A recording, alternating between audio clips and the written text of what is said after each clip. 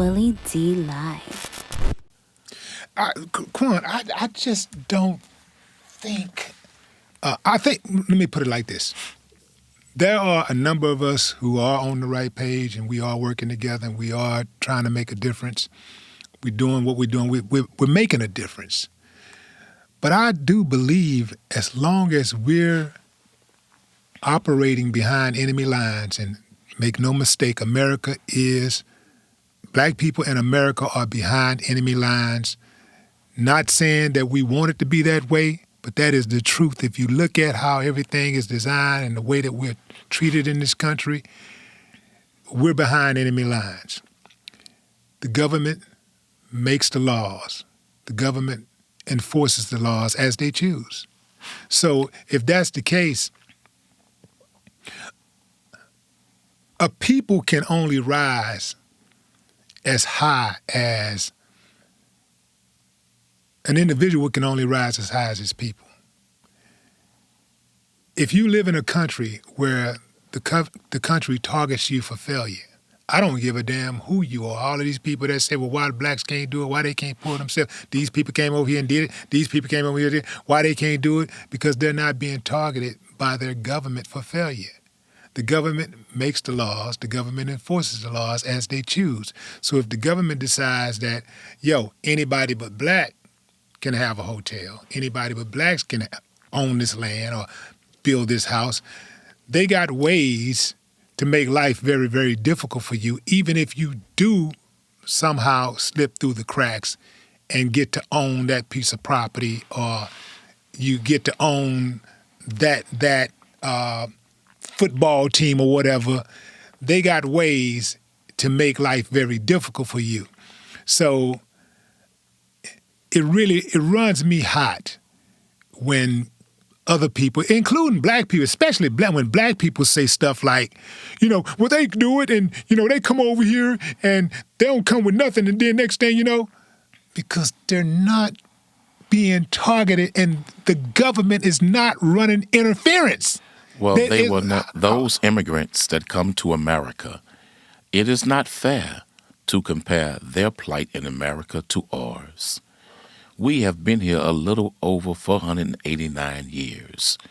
But for 400 of those years, you robbed the black man of an adequate and thorough knowledge of himself. For 400 of those years, you made it a law that we were not even allowed to read a book. And if we were found reading a book, you would gouge out our eyes and hang the teacher who was instructing slaves to learn how to read. For 400 years, you passed a law before the Supreme Court called the Dred Scott decision that said no white man was duty-bound to respect the constitutional rights of any black person or Negro in America. So legally, by law, you set it up for 400 years to oppress us, suppress us, and literally destroy us. And you never carried out experimental secret experiments on any other group in this country outside of Indians and black people. The Nigerian brother didn't come in America and find the Tuskegee experiment. The Indian coming from India and Pakistan and coming from Iran and Saudi Arabia in the Middle East, you didn't come into America and face experimentation that was purposely by the United States Department of Chemical and Biological Warfare, targeting the children, targeting the men and the women. See, they didn't face the Tuskegee experiment. They didn't face those governmental experiments that they're now admitting to that took place in prisons among and on black men.